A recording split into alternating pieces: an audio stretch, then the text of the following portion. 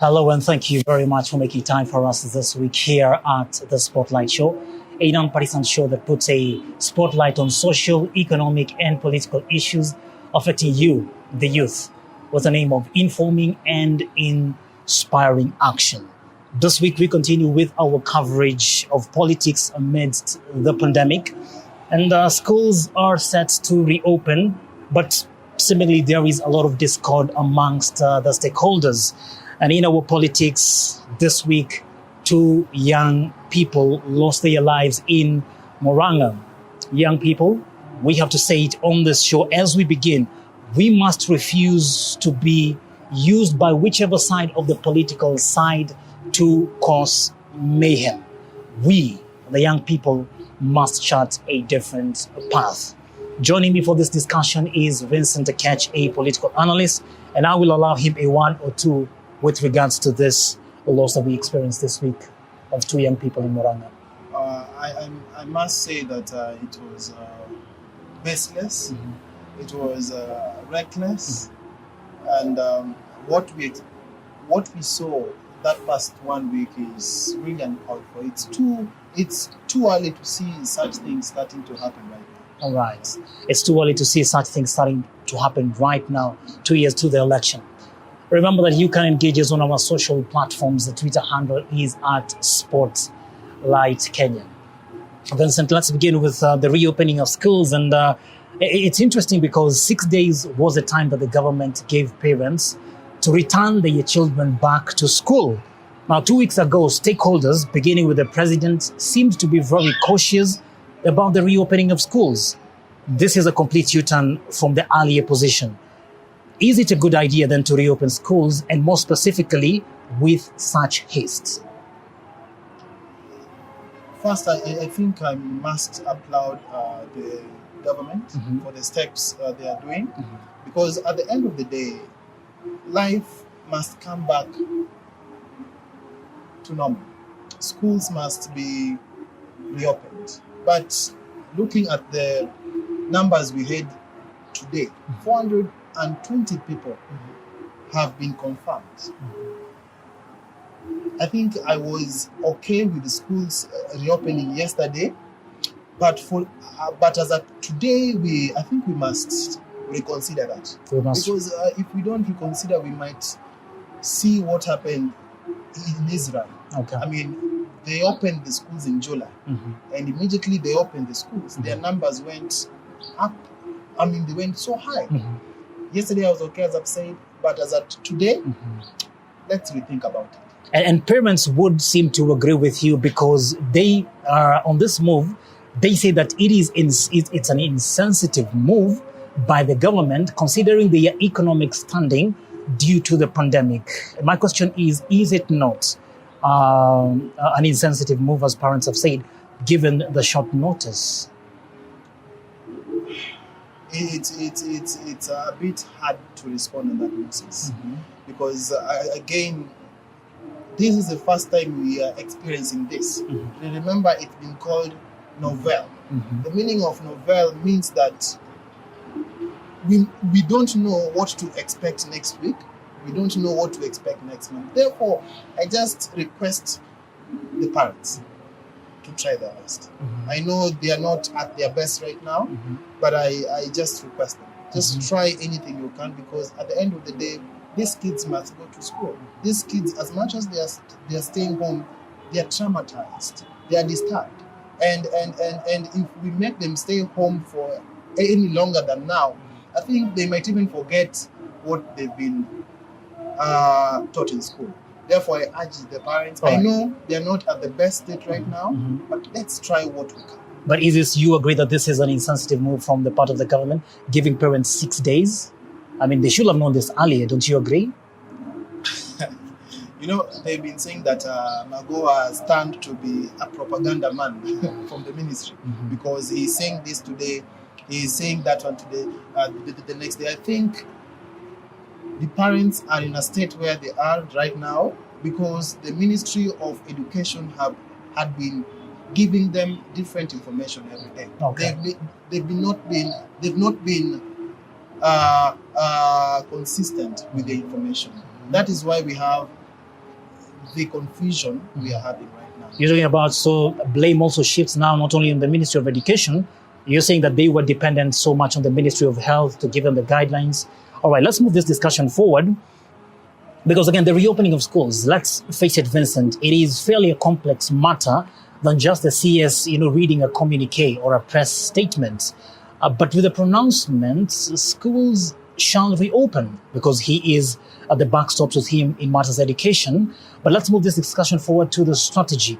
In your view, has the government got any rights with the phased reopening that they want to adopt? I think I must say that they've been wrong for a very long time, but on this one, we are right. They're right on this one. They're right on this one. Are we anticipating some perhaps a crisis of some sorts because again of the haste that we have moved into? I think Moses, what we need to do as a people is we need to rely on the data and the science we have. Okay. As I said, that this is a novel coronavirus. We've never been here before. Okay. I mean, no one has a script on how this is going to be solved. Okay. Everyone is trying to just bring their script in, get information here, add them together and propose something. Therefore, as much as we are seeing the government so confused right now, I think we need to understand them that it's the first time we're experiencing this. So let's be lenient with them a bit. Let's be lenient with them, but again, we would want to know your take on this one, about your take rather on the reopening of schools.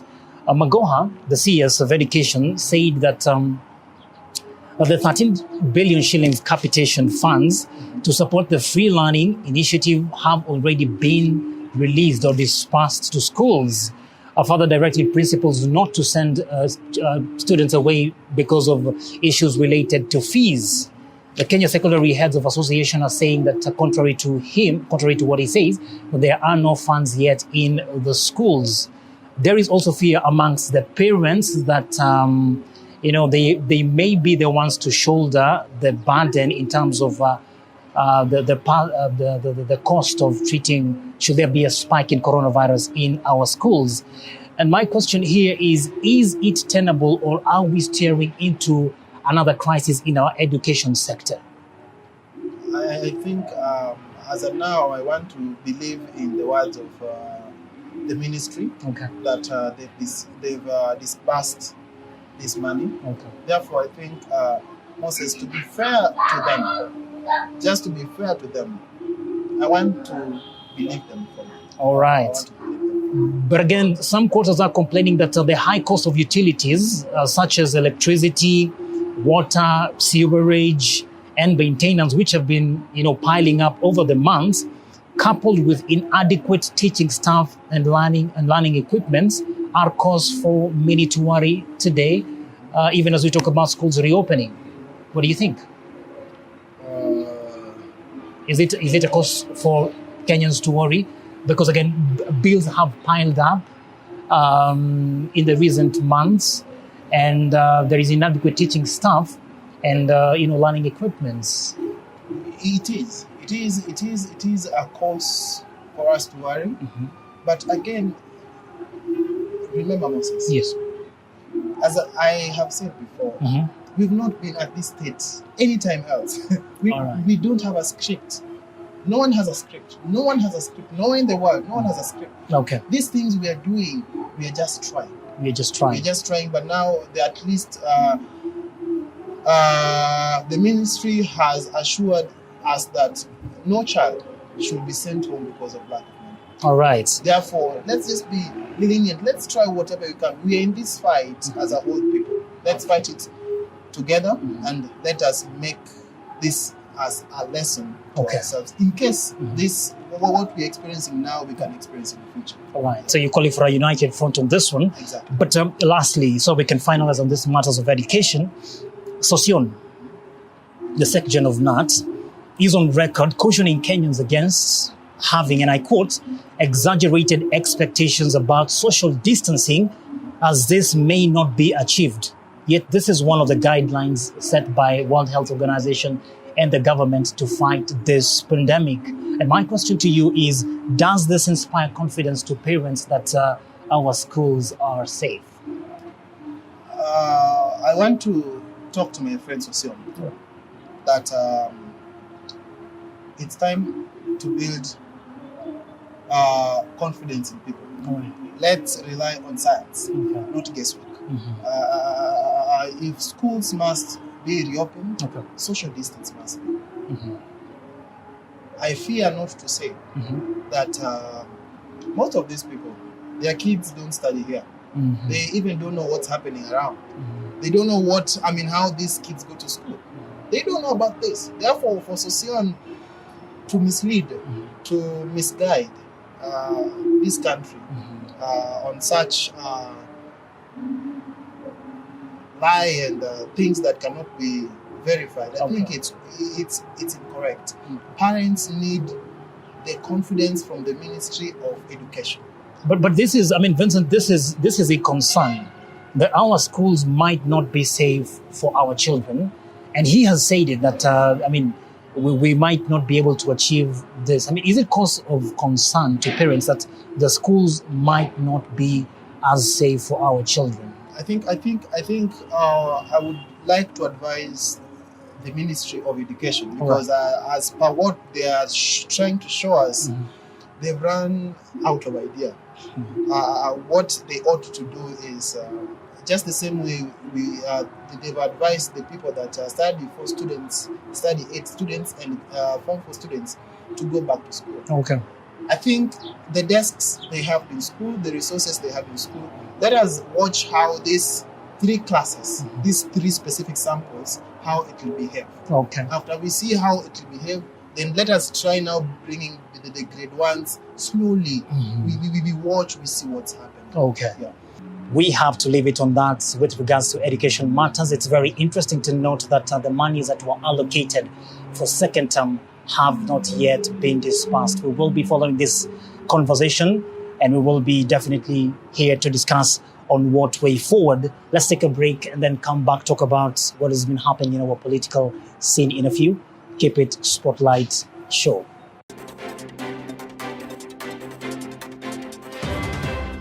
All right, thank you very much for keeping it Spotlight Show. Vincent, let's talk about some politics.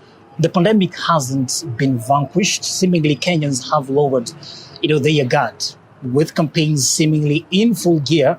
Are our politicals to blame for setting a bad example, or are Kenyans to blame for being too gullible, as some would say, or accepting to be used by our politicals? Who is to blame on this one? I think, Moses, the people are to blame, not politicians. Politicians will call you, but you have a choice to. A choice to go. But again, remember, Moses, that most of these people who attend these rallies, they're people who are unemployed. They're people who don't have jobs. And as you know, and as I know too, that when they attend these rallies, they are given some $1, some $2, some $3. Yeah.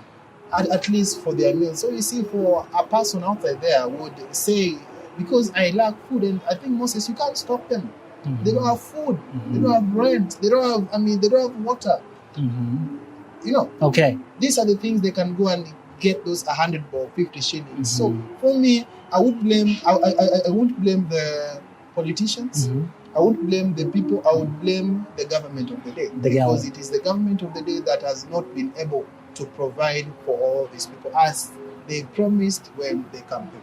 And as stipulated in the Constitution, because it is incumbent on, at least the government of the day to provide the basics for its citizens. Let's talk about the National Security Advisory Committee. And just a day after the directive by the Chief of Staff, Mr. Kenywa, which issued a raft of guidelines to be complied with by anyone convening a public meeting, we witnessed truckloads of police officers who were sent in, I believe it is Kebiringo grounds, and had to use tear gas to disperse residents to break up a meeting. This was by all means a disruptive dispersal. Do you think going forward there will be fairness in the applications of the guidelines set out by the NSAC? Well, I remember quite well when the rules were being approved in the parliament. No, I mean, no one spoke about it. No one spoke about it. It passed. I read it myself, and I warned the people against being okay with this bill. And you know that the people who passed this bill are the people who it's being affected by. No, what the police did, Moses is right, and I will say it on a daytime or a nighttime, that the police did their job.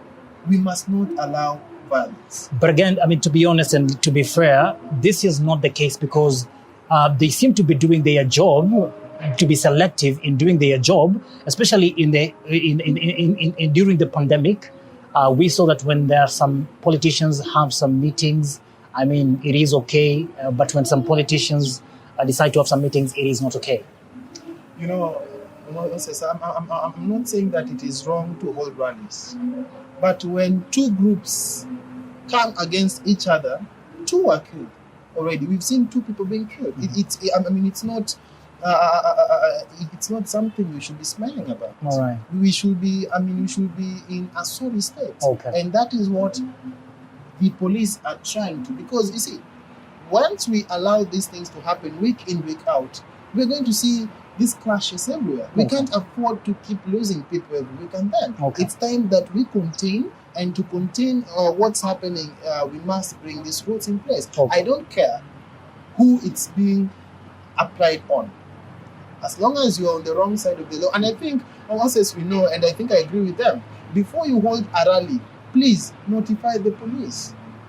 Don't you think it is it borders absurdity that the deputy president would want to have a meeting without having notified all the necessary jurisdictions? Do you think that is the case? I once attended a meeting recently, and what happens is after the meeting, the groups will clash. The DP, for heaven's sake, he's the deputy president of the Republic of Kenya. He has all the powers to hold the rallies wherever he wants, and I think I would want to call the police back to order.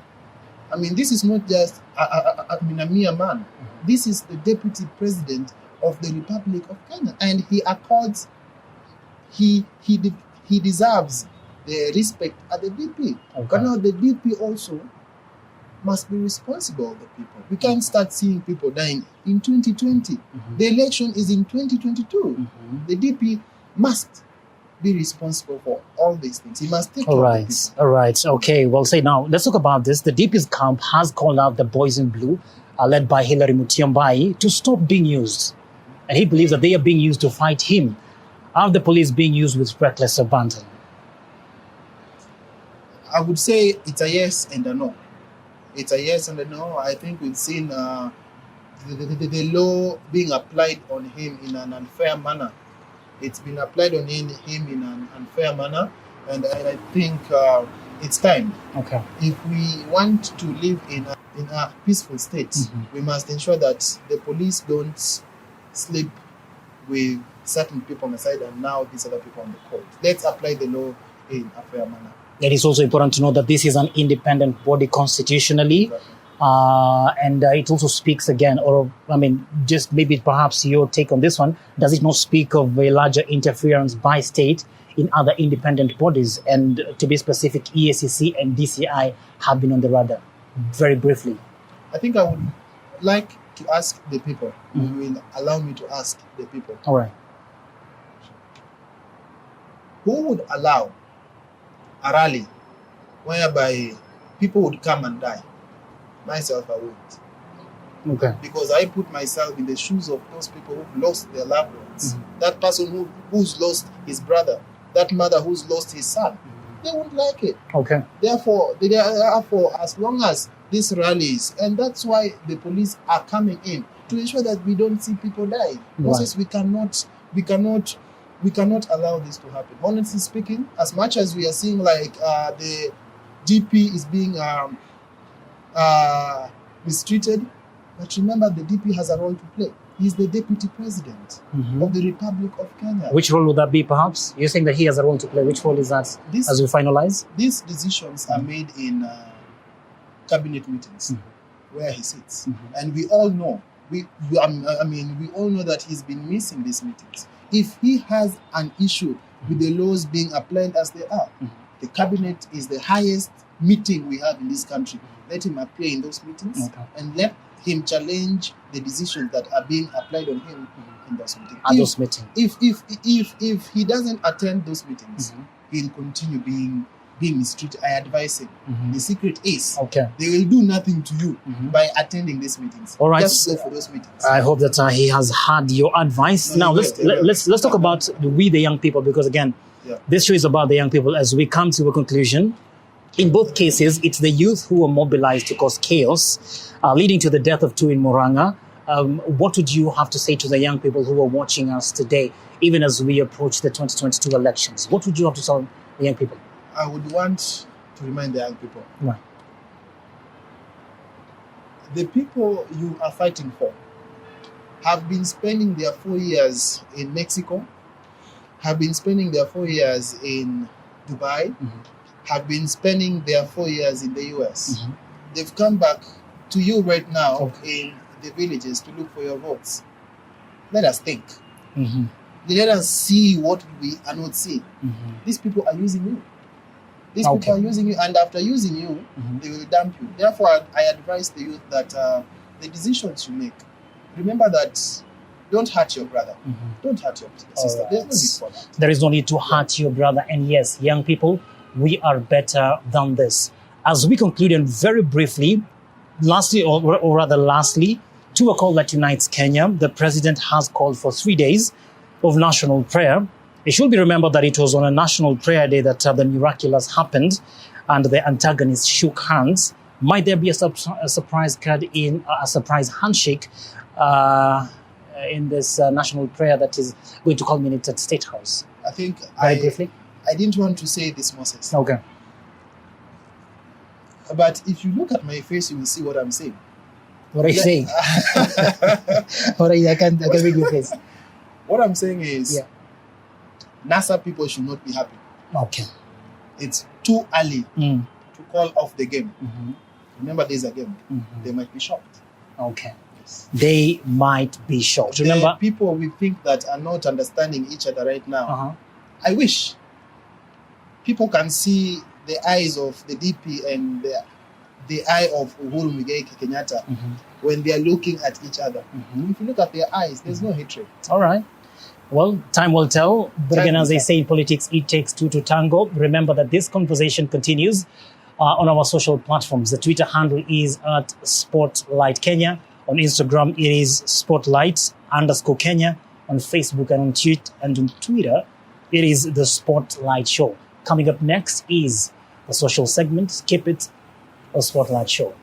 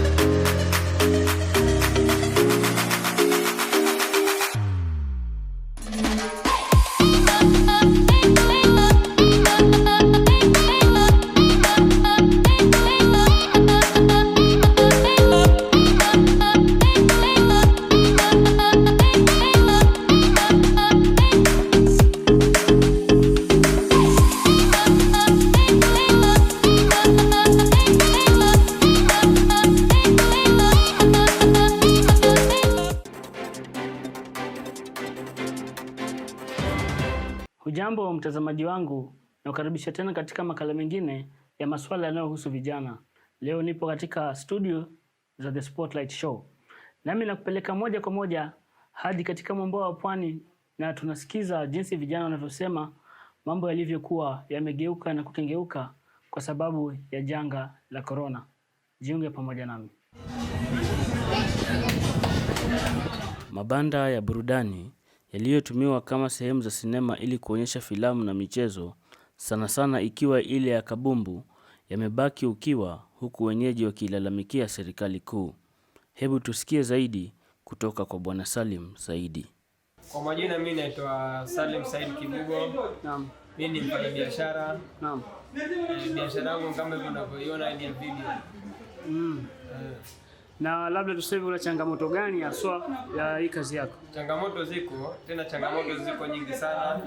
Naam. Kwa sababu tangu hili gonjwa la corona liingie, imekuwa changamoto kubwa sana. Maana ukiangalia tangu ingie kuna wale madaktari wa health walikuja wakatufungia. Wakiudai kwamba sababu hili gonjwa la corona limeathiri, kwa hivyo hawana budi afadhali video zifungwe. Ukiangalia tangu mwezi wa 4 mpaka sasa mwezi wa 8. Naam. Tumefunga katika karibia miezi 5 hivi. Ukiangalia hii mwenye oli naye anataka kila mwezi alipwe. Ukiangalia pia mimi nilikuwa nategemea hapo. By the way pia mimi mwenyewe nilikuwa ni babu mwenye watoto wawili. Ukiangalia mimi nilikuwa nikitegemea hii video sana. Kula kwangu, kuvaa kwangu ilikuwa ni video ndio nategemea. Lakini sasa ukiangalia sasa hii hakuna mahali ambao nategemea isipokuwa kwa hapa peke yake. Sasa hii kupata riziki ni ile kubangaiza tu. Mara nimefanya kazi, mara nifanye kazi ile nipate shilingi. Naam. Hiyo ndio changamoto kubwa sana ambayo imenikuta. Lakini kadri unavyoona siku zinaenda, je, una matumaini kutafunguliwa, kufunguke upate kuliko biashara yako ama itakuwaje? Matumaini nikiangalia kwa sababu sasa ukiangalia hata corona yenyewe sasa imeshuka. Lakini pia hivyo naweza sema nilikuwa sichoki, maana yake nilikuwa nikiwafuata wale madaktari wa usafi, nishaenda paka police station kuelezea. Lakini bado wanasita pale tu, wanasema kwamba ni ngoje. Maana yake nikishaambia kama ni sheria za corona mimi nazijua, keep distance, kuosha mikono, kuvaa maski. Ndio maana naona hata kuna maski paka sasa, kumaanisha kwamba hizo sheria nazijua. Lakini sasa kila nikienda wananiambia tu nisubiri. Alafu kutokea hizi scandal kwamba kuna hela zimeliwa, sijui bilioni ngapi. Wewe unachukuliaje swala hilo? Unachukulia labda corona ilikuwa tu kizuizi cha watu kufanya kazi zao na wengine wale hela, ama wanaonaje? Mimi kivyangu mimi naweza sema ni kweli, kwa sababu ya media wenyewe wanaongelea, wanasema kwamba pesa zilitumwa na zikaingia kwenye account na watu wanakula. Lakini mimi ninapoona kama kuna unyanyaso fulani ambao sisi ambao tuko chini ndio tunazidi kuteseka. Maana kama wametumiwa pesa na pesa wameziweka kwenye mabanki zao, wanajifurahisha na familia yao, lakini ukikuta sisi watu wa chini kabisa ndio tunaumia. Maana tunaambiwa kuna corona. Na kiangalia kweli corona tofauti kusikia zipo, lakini sisi wenyewe bado hatujaona nakuta. Sasa changamoto kubwa ndio kusema iko, lakini sisi hatujaona, lakini sasa inabidi sasa tuwasikize wao, maana ndio wenye sheria. Maana mimi siwezi kupatana na sheria pekee. Maana kama wenye wamenifungia niseme nifungue, unakuta alafu unakuta na unaweza kuja bandikwa ni kesi ambayo wewe mwenyewe huwezi kuifuatilizia. Unakuta sasa inabidi tu nakubaliana nao, maana ndio wakubwa.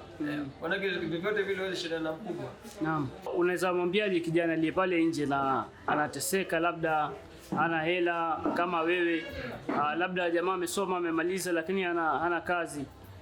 Je, aendelee kutumainia kwamba atapata kazi ama afungue kitu chake? Wewe unaonaje? Mimi njia ya kumshauri tu ni kumwambia kwamba ni apambane, maana yake ni kupambana.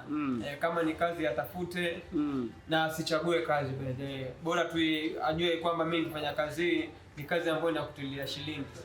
Hivyo tu naweza kumwambia kijana mwenzangu ni kupambana na maisha, ni atafute kazi ya kufanya. Kama hii kazi yako ya video, labda mimi nataka kufungua, itakuwaje? Nitapataje mtaji, ama labda nahitaji mtaji wa shilingi ngapi hivi ndio niweze kufungua mwenyewe? Kama sijakosea, ina depend wewe mwenyewe mwanzo, kitu cha kwanza. Manake hii kazi unaweza fungua na kama 100,000. unaweza kufungua na shilingi kama 70,000, lakini mimi naweza sema kwamba ukitaka kufungua kazi kama hilo niwe kama laki kama 2. Ndio utakuwa sasa hapo mtaji wa video ndio utakuwa umeimarisha vizuri, kwa sababu ukiangalia TV kama ile unaiona ile ni TV ni ya 55 inch. Ukienda dukani unapata shilingi 88,000. Naam.